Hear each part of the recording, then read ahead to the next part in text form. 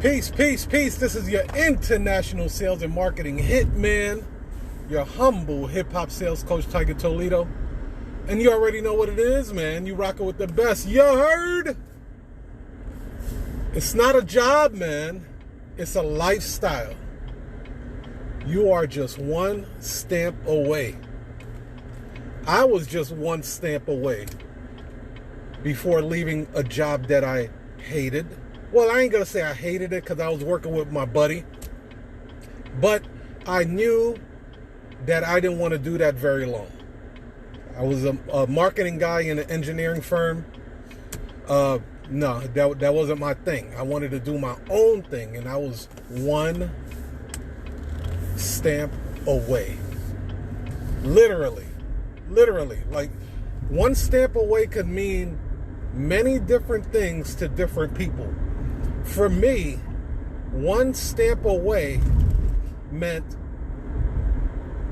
I got it.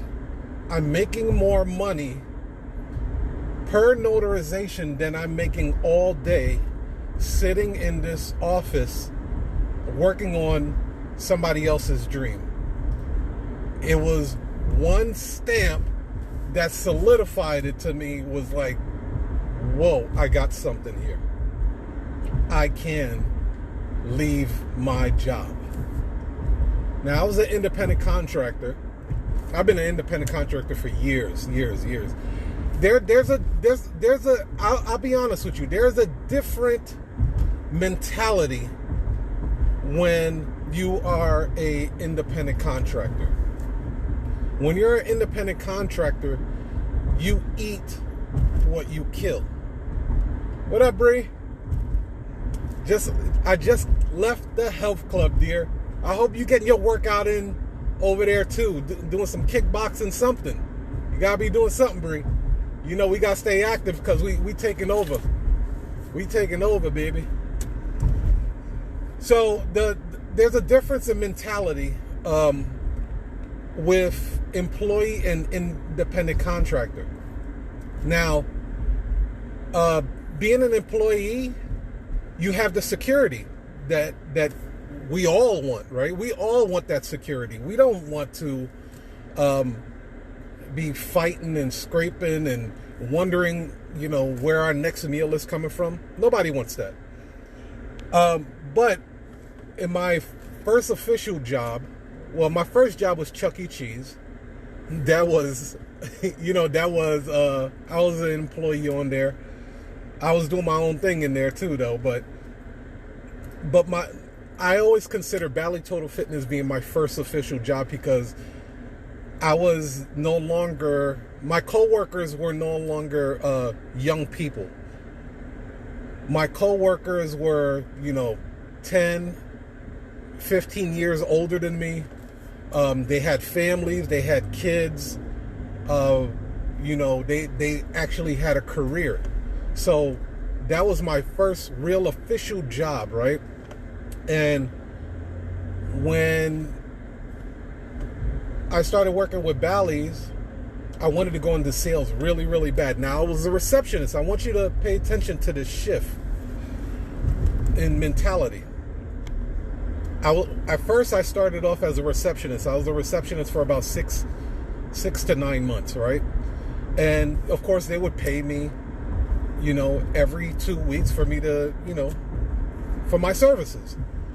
But I desperately wanted to get into sales because, to me, the salespeople were the coolest guys in the health club. They got all the pretty chicks. They got invited to all the dope parties. They were the shit. Straight up and down. The salespeople in health clubs were the shit, especially Bally Total Fitness because we was number one. So I finally got into the training program. They put me out there. I had what was called a commission and draw, meaning I would get paid for my hours that I put in, and then I would get a percentage of all the sales that I would make. So after 2 months, my first 2 months, I killed it. I was like rookie of the year in all of the clubs and shit, right? They threw me in, And then I remember distinctively Steve Keogh. Steve Keogh was the general manager at the time at Bally Total Fitness on Clark and Diversey. He pulls me into the office and he says, all right, well, you have an option. You can go full-time as a salesperson, which I thought that's what I was doing already. But the full-time position required that I go 100% commission. This is my first introduction to be an independent contractor. It will be 100% commission. That means they were taking that little salary base that I had, they were taking it away. They said, you will make more money per sale, but you have to kill what you eat. If you don't make any sales, you make no money. You'll be here. This is what they call a volunteer day. Like, you basically just volunteered your services. You didn't do shit. You didn't make no sales. You didn't do anything. Now, I had just gotten a studio apartment. I was scared to death, man, because I was like, dude, like, if I don't sell, how am I going to pay my rent? I'm in Chicago. I don't have anybody anymore. My uncle just passed away. It was this very, very scary moment. Very scary moment, because I was almost homeless a few months prior, right? Like, thank God I put my pride aside and I went around and I asked people for money. I worked double shifts. I had 2 jobs at the time, and that's what it was. So when they were going to pull that salary base away from me, it scared me, because it was like, man, I've only been doing the sales thing for 2 months. What if I don't have what it takes to succeed? You will be in a crossroad like that one day. If you're not in that crossroad right now, there is going to be a situation in your life where you have to do or die. You do it or you die. So the other option that my general manager told me, he was like, well, if you don't want to be 100% commission, you can always go back to being a receptionist. And I knew I did not want to go back. As scared as I was, I did not want to go back, because I was like, if I want to be like those salespeople right there that had the fancy cars, that were doing really, really good, their confidence level was like what I wanted in my life. My confidence level was shot. It was in the toilet. If I wanted to live the lifestyle that these guys were living, I would have to commit 100% to being a full-time salesperson. So I agreed to it. And yes, it was scary. It was way out of my comfort zone.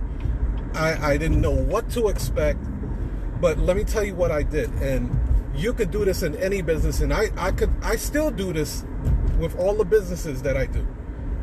You seek out people that are succeeding, that are winning in the game, and you ask them questions. And like sometimes, like, bring them a cup of coffee if you can't really afford it, or offer them lunch, or, like, now, high level people, that shit ain't gonna fly, because they're just too busy. They're just too busy.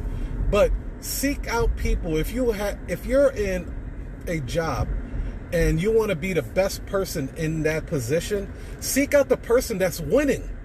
Stop hanging around the people that are not winning. They're gossiping. Like, when I was in the health club, there was two groups of people. You had the clique, the in-crowd salespeople, right? And then you had a very small number of people, of elite performers, I'd like to call them. They were the ones that were killing it every single month.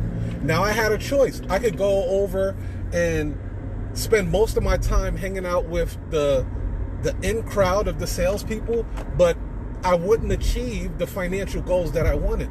So I seeked out the ones that were actually winning in the game. And I would sit down in their office and I would say, how would you act in this situation? How would you do it differently? And they would give me some insight. And it was that insight that it helped me excel in my position, to the point where about a year later, I became assistant manager of the health club. And then I became what was called a traveling assistant manager. What that means is, and which I still do it today, they will take a certain manager and move them around to get certain health club numbers up. So I'm like this, me and a few other people were like these snipers that they would send around to different health clubs. I think they had about 30 health clubs in Chicago at the time, in Illinois. They would move us around to get these health club numbers up. That's what we did. And I took that same energy and then I create that into a coaching program. So I do that for notaries right now. Your numbers suck. Unfortunately, I can't teach everybody, so I created an online course for notaries for me to help them get their numbers up. And it works. And it works. I don't have to pat myself on the back. You can see the testimonials for yourself. It works. I learned from a person that was killing it in the game, which was Andre C. Hatchett. Period. When he developed his course, when I was probably like the first 50 people that signed up for his course. When he had his course going for dirt cheap. Now you got to pay $1,500 to be a part of his course. But when I got it, about 5 years ago, it was dirt cheap. I couldn't pass up that offer at all. And that investment from sitting at the feet and learning from someone that actually had skin in the game, that's the difference. Some of you guys are seeking knowledge from people that are not elite performers. You're getting all this information from people that are theorizing and hypothetically speaking about a business they have no freaking clue about. If I want to learn about real estate, I'm going to find somebody that is killing it in the game in real estate. If I want to find somebody that is killing it in the game with private notarizations, I'm going to seek that person out. And I will pay for their course. You can't be mad at your results if you're unwilling to invest in yourself. If your results suck, the only person you have to blame is that person you look at in the mirror every single day. That's the only person you can blame. You can't blame it on a person's course. Be like, his course doesn't work. That's like a fucking person that's like a person going to the health club and say, this treadmill is a fraud. It didn't do what it was supposed to do.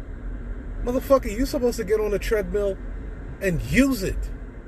You're supposed to work out. You can't expect the treadmill to do all the work for you. It's like saying a treadmill is a scam. These people don't have to put a course together. They don't. But they do.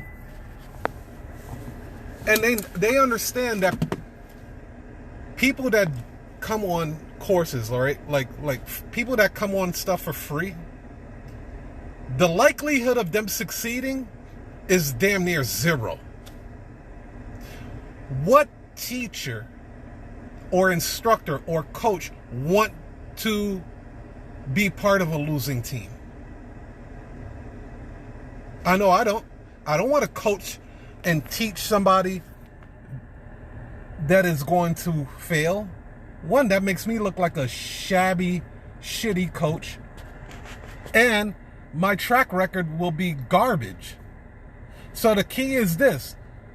The people that pay money, pay attention. Straight up. People that pay money, pay attention.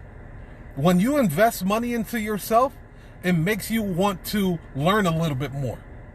When you go to the health club, the amount of work that you are putting in on the treadmill, on the weight training, elliptical machines, all of that stuff, the type of energy that you're putting into it is minimal. But go ahead and pay this personal trainer $500 a week or $500 a month and watch the type of results that you get. You ain't missing a session.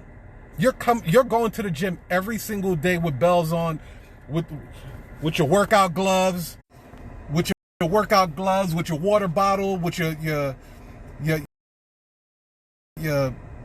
workout gear. You ready to go. You ready to go. There's a difference. When you break bread, when you spend money, when you invest money into yourself, you're more likely to succeed because you have invested into something for yourself. Even with online courses, there's a statistic that came out that people that buy courses that is under like $100 or something like that are more likely to not follow through versus a person that bought a $1,000 course or $5,000 course. I ain't selling you on this. This is just throughout the duration of people taking courses, online courses. They do not have the same invested hunger as a person that invests $1,000, $2,000, $3,000, even $10,000 to $15,000 to learn. Because when you invest that type of money, your questions are different. The questions that you ask are much, much different versus a person that spent $50 for a course or $100 for a course. So I hope this helps out. I hope this message reaches you in a favorable light. I ain't harping on you guys, beating you guys up, but you have to take responsibility for your life, man. You can't live this life being a victim of circumstances. You're gonna have to take action. And the only way you could take action is to do the damn thing. Don't be afraid. Don't be so caught up in, I'm stepping out of my comfort zone, I'm getting all these mixed emotions, these feelings. That's a good thing. That is your body, that is your senses letting you know that, hey, we may need to get a little more knowledge on here. Hey, don't worry, I got your back. Just move forward and then we'll get past it. Peace.